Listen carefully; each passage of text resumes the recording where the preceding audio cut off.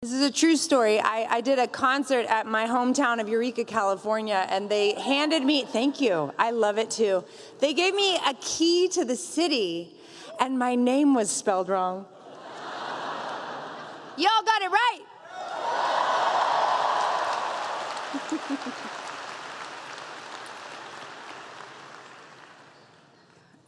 I cannot say thank you enough for having me be a part of this. This is a tremendous honor. I am so moved, and congratulations to the class of 2025. What an accomplishment.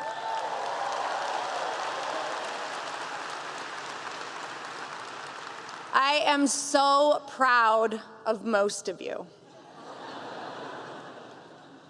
Some of you I'm a little bit jealous of, I'm not gonna lie, okay. Last night's concert, I have to start by talking about that. That was unforgettable. And I have to say, what I loved the most is that I could see how much you were loving each other up there, how much the band was getting off on what each other were doing, how the dancers were revving each other up.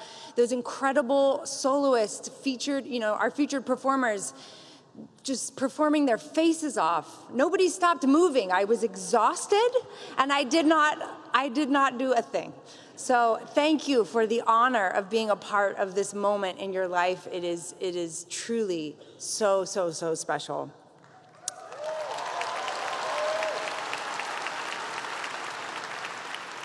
I also was waiting for Lady Gaga to jump out of a speaker somewhere. I don't know, is she here? Is she coming up?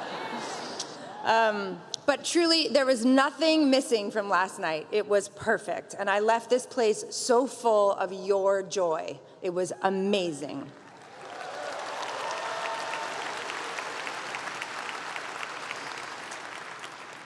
And I have to say, I was sitting out here in the middle, and it was so wild to watch that video of my life. And it was so beautiful. And I was really struck by how it didn't look like how I remember it. First of all, I'm almost always wearing pajamas. I only get in regular clothes when I absolutely have to, and I was in regular clothes for that whole video, so I was really, really proud. But what the video didn't show is that besides my pajamas, I was struggling with severe anxiety that I didn't talk about for a very long time. And I think it started in elementary school. I got bullied pretty badly by kids who would shapeshift. One day they would be my best friends, and we were playing games in the schoolyard. And the next day, out of the blue, they would start calling me names and make fun of my body, and I would end up hiding in the bathroom crying. I never managed to understand why some days they were nice and others they were cruel. It created this sensation of a trap door, like I was always standing on a trap door that I couldn't figure out, and I was always afraid of falling. And that anxious, paranoid feeling has followed me through my life. But the saving grace and the reason I'm grateful for it is because it brought me to music. Music became my home because it was the opposite of a trapdoor. It was solid earth. It was steady and infinite, and I could trust it completely. And over time, I learned not only was it not a trapdoor, but it was a trampoline. I have felt, yes, we love trampolines at Berklee School of Music.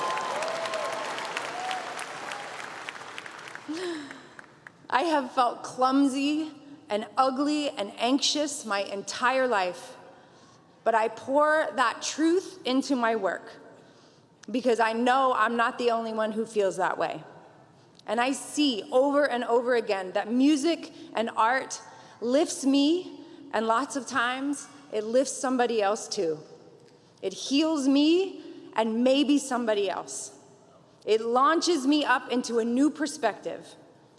Music helps me see the world I want to create. And I take a little bit of Lexapro, and that really helps too.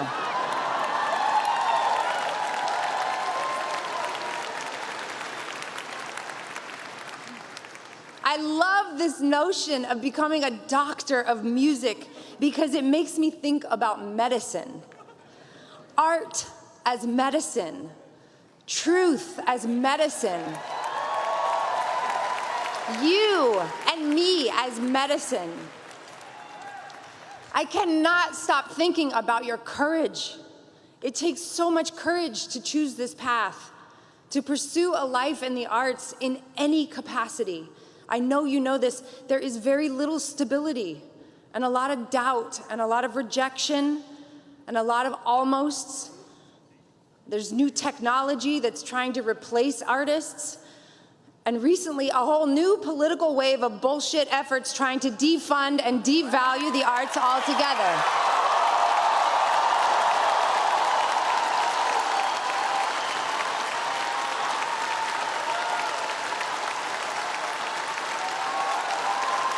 Yeah.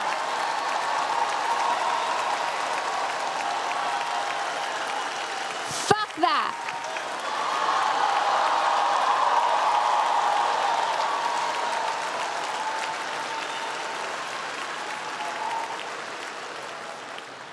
It's so scary out here. People are lonely and afraid. They sent Katy Perry to space, y'all.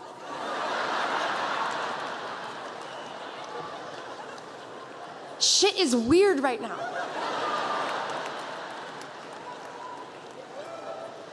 But that is why this work of being the medicine is sacred.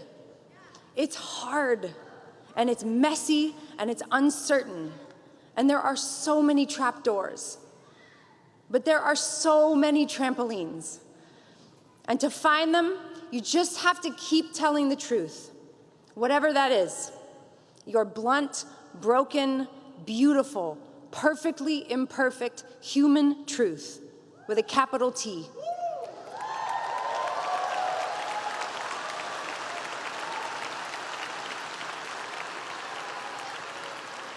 That is the medicine.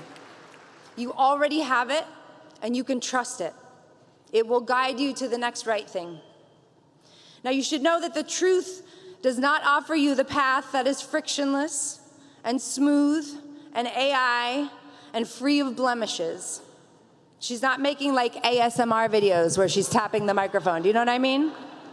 The truth, with a capital T, asks you to be willing to lose everything to get closer to her, to have the courage to be demolished in her honor by opening up wider and wider to this staggering, awesome, complicated, heartbreaking, brilliant life, to bear witness to what is joyful, but also to what is painful, with the same curiosity and respect and love, because we live in a world of darkness and light, and they are both great teachers. Whether you're a songwriter or an engineer, a teacher, a coach, a keyboard tech, a producer, a manager, a composer, a lighting designer, a dancer, a playwright, an actor, an usher, a banker, a construction worker, a babysitter, or a barista who just plays unbelievable records while you make oat milk lattes. Whatever you do, keep telling your truth to the world. That is what makes you an artist. Because it's medicine. It's your unique medicine. I am the doctor, but you are the medicine. Congratulations.